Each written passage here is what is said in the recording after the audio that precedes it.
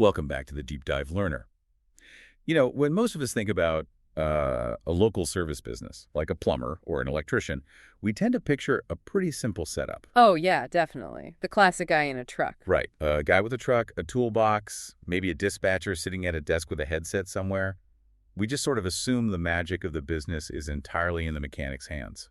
Yeah, which is completely understandable. But when you actually strip away the branding and look at the real operations of a thriving modern service company, you realize that turning a wrench is, well, it's just the final step. Exactly. It's just the tip of the iceberg. Right, it's the final step in this massive unseen chain of events. The real magic is actually in the systems running behind the scenes. And that brings us to our mission for you today. We are unpacking the hidden anatomy of a top-tier local service business to see how it really works, from the dirt in the ground to the software in the cloud. It's such a wild ride. It really is. Our deep dive today is built on two fascinating documents from Hartzell's Heat and Air. They're a 15-year-old employee-owned HVAC company based out in Kingfisher, Oklahoma. We have their public-facing website, which shows how they present themselves. But uniquely, we also have their actual, recently updated, internal standard operating procedure. This SOP was written by the owner, Dave Hartzell, and it's dated April 2nd, 2026. Having access to that internal playbook is just a rare privilege because, this isn't just a discussion about air conditioners, right? Right. This is a masterclass in how a business combines deep engineering knowledge with hyper-precise operational software to survive. And the goal here is to show you how the physical realities of the environment dictate business operations. Okay, let's unpack this. Yeah. Because you really cannot understand this business without first understanding the absolute nightmare that is the Oklahoma climate. Nightmare is the right word. Set the stage for us here. Explain what exactly makes central Oklahoma such a battleground for HVAC systems. Well, central Oklahoma's climate is basically a brutal stress test for mechanical equipment. In the summer, especially July and August, you're routinely hitting 100 to 110 degrees Fahrenheit. Just brutal heat. Yeah, but it's not just the heat. It's paired with over 80% relative humidity. So in the HVAC industry, that means a system is forced to fight a two-front war. Wait, meaning it's battling both the temperature and the moisture at the exact same time? Exactly. That is the core challenge. The equipment has to handle the sensible load, which is, the straightforward task of lowering the actual air temperature. Okay, the sensible load is just the heat. Right. But simultaneously, it has to handle the latent load. And the latent load is the massive amount of humidity the system needs to physically wring out of the indoor air. And winter isn't any better, right? Oh, no. Ground temperatures can plummet insanely fast, which basically cuts a standard heat pump's efficiency completely in half. Plus, you get these brutal ice storms that just batter the outdoor equipment. So taking a standard system designed for a dry climate, like, say, Denver, and dropping it into Kingfisher is a disaster. A total disaster. It's like trying to mock up a huge spill with a piece of wax paper. That's a great way to put it. Right, like you might cover the area, but the wax paper doesn't actually absorb the moisture. So in an Oklahoma house, if the system just blasts cold air without dealing with the humidity, you end up with a home that is technically 70 degrees, but it feels cold and totally clammy. Yeah, that wax paper analogy hits on the exact mechanics of the most frequent mistake made out there, and it's a huge trap. The oversizing trap. Exactly. Most traditional contractors still size air conditioners using outdated rules of thumb. They might say, you need 1 ton of cooling for every 500 square feet of house. Which sounds logical to a homeowner. Right. They think bigger is better, so they install this massive, oversized system. But bigger actually makes that latent load, the humidity problem, way worse, doesn't it? It makes it so much worse. See, an air conditioner removes humidity by passing warm air over a freezing cold coil. The moisture condenses and drips down a drain, just like condensation on a cold glass of iced tea on a summer porch. Sure. But that physical condensation process takes time. If you install a giant unit, it drops the sensible temperature to 70 degrees in just 10 minutes. And then the thermostat just shuts the whole system off. Exactly. It shuts off before it's actually had the time to pull the moisture out of the air. We call that short cycling. Ah, so you're just sitting in a cold, damp house. Yeah. And over time, that lingering indoor humidity physically feeds mold growth inside the walls, plus turning a massive mechanical compressor on and off every 10 minutes. Just destroys the machine, right? It completely destroys it from the inside out. Premature wear and tear. But looking at the sources, Hartzell's refuses to operate that way. They mandate this thing called a manual J-load calculation for every replacement. Yes, the manual J is the engineering fix for this. It's a highly specific mathematical model. So they aren't just guessing based on square footage. Not at all. They calculate the actual thermal envelope of the structure. They measure the R value of the insulation, the window orientation to the sun, the ceiling height. Wait, they actually measure which way the windows face? Oh, absolutely. Morning sun versus afternoon sun completely changes the heat gain. By doing all this math, they find the exact right size system so it runs long enough to handle both the heat and the humidity. Wow. It takes significantly more time, but it's the only way to do proper engineering. Well, while that manual J calculation is brilliant for handling the air above ground, I noticed something even more radical in the sources. The physical earth of Oklahoma actually offers an even crazier solution. Oh, the geothermal aspect. Yeah. It basically moves the battleground from the sky to the dirt. It really does. Central Oklahoma's geology makes geothermal heating and cooling unusually effective. If you bypass that volatile outdoor air and dig just 6 to 8 feet below the surface... The ground temperature just completely ignores the weather. Right. Exactly. Down there, the Earth remains a stable 59 to 62 degrees Fahrenheit year-round. Wait, so whether it's 110 degrees outside in August, or there's a 14-degree ice storm raging in January, that dirt is just sitting there at a cool 60 degrees. Yep.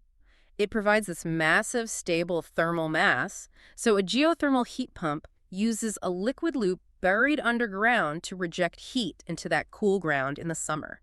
Instead of trying to force heat into 100-degree air, which sounds impossible. Right, and in winter, it extracts heat from that relatively warm 60-degree dirt. Because it uses the earth, these systems operate at 300 to 500% efficiency. Okay, I have to play devil's advocate and push back here for a second. Sure. If this geothermal hack is 500% more efficient and bypasses the terrible climate, why doesn't every single home have a system in their backyard? Is it just digging a hole? What's fascinating here is that it requires highly specialized engineering to actually work. That acts as a massive barrier to entry. So you really can't just dig a trench and throw some pipes in? No, not at all. And this is where Hartzell separates itself. According to our sources, they are one of the few installers in the state with an IGSHPA accreditation. An IGSHPA accreditation. International Ground Source Heat Pump Association. It basically means they engineer the loops specifically for the exact soil conditions of the property. Oh, because different dirt conducts heat differently. Exactly. If you just bury pipes in clay versus sand without calculating the thermal conductivity, the earth won't absorb the heat properly and the whole system catastrophically fails. Which explains why it's such a heavy lift. It's a major excavation project. But man, the financials on this are insane. Oh, the incentives are massive. Yeah, I saw the 2026 rebates in the sources. Seek Energy offers up to $2,000 per ton, and OG&E offers up to $1,000 per ton. Right, so for a standard 3-ton install, you're looking at $6,000 to $8,000 in rebates. That is huge. Plus, Hartzell's is running a spring giveaway right now for a free year of their Geo 360 protection, which is like a $499 value. Yeah, which covers all the loop pressure checks and maintenance. But think about this from the customer's perspective. You're asking a homeowner to commit to an $8,000 technical project, tearing up their yard with heavy machinery. It's a huge commitment. Right. So how does a local company build that absolute unshakable trust before they even start digging? They do it by completely demystifying their pricing. They run a strict no surprises pricing model to kill that financial anxiety up front. I did notice that. They clearly list a $99 dispatch fee and then a separate $111 diagnostic fee. But wait. Yeah. Why charge a dispatch fee and a diagnostic fee? Isn't that just stacking fees on a customer who is already having a miserable day? It looks like fee stacking at first, but the sources explain it's fully transparent. That $111 diagnostic fee is fully credited toward the repair if you approve the work within 14 days. Oh, okay, so it's essentially a deposit on the fix, not just a penalty. Exactly. Plus, they state up front that common repairs run $150 to $600. They even list their $229 flat rate spring tune-up. And they have that specific $99 water heater maintenance plan, which makes so much sense because Oklahoma's hard water just destroys water heater tanks. Oh yeah, the calcium and magnesium buildup, it just eats the tanks alive. Right. It's hyper-local knowledge that proves they know exactly what your home is up against. We also can't ignore the human element here, though. The site heavily features Dave Hartzell with his 45 years of experience and his daughter Shelby, the operations manager. Yeah, the sources highlight a review from Jennifer R. in Hennessy, Oklahoma.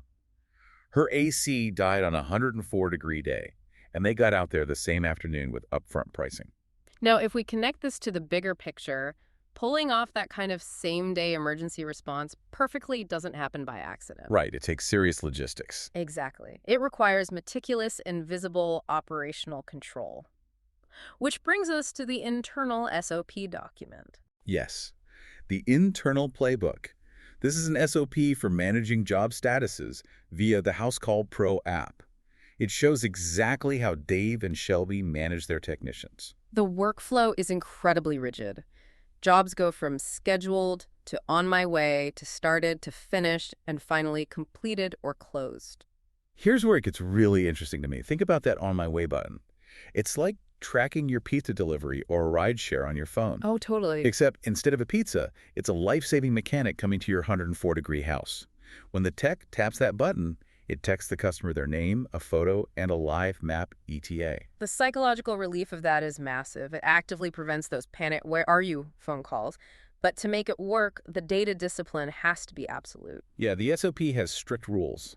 Techs can only tap on my way when they're actually driving to the house, never hours early. Right, because if they tap it and sit around doing paperwork, the customer is staring at a GPS pin that isn't moving. That kills trust instantly. And when they tap started, a timer begins for productivity tracking. When they hit finished, they must capture photos, notes, and signatures before they can even leave. They cannot bypass it. No. And techs can't even revert their statuses if they mess up. Only the office admins like Shelby can fix it via the web portal. It creates a permanent digital paper trail. Even if a customer isn't getting notifications, the SOP has a strict 5-step checklist for the office to check landlines and notification toggles. It really is a wild contrast. You look at their site, and it's built on a handshake and a man's word, sponsoring soccer teams and pancake breakfasts. Very traditional community values. But fundamentally, it's powered by precise GPS tracking and timestamp software. Which perfectly summarizes why they succeed. They master the macro, engineering for brutal latent heat and geothermal dirt. And they master the micro. Exactly. Using strict app-based SOPs to ensure a customer gets a text with a photo the second a van leaves. So whether you are hiring a contractor or running a business, the lesson is that trust isn't just a smile at the door anymore. No, it's transparent pricing, precise engineering, and real-time digital communication. Which leaves you with a final thought to chew on. Their public image is all traditional community values, but internally, they rely on unalterable timestamps and digital signatures. It's quite the paradox. It really is. Does the hyper-digitization of every micro-step in the trades replace that traditional handshake trust? Or is that digital transparency actually the new form of a handshake in the modern world? That is a great question to ask yourself the next time you see a service van drive by and wonder what's on the tablet on their dash. Absolutely. Keep exploring the deep dives around you, learner. We'll catch you next time.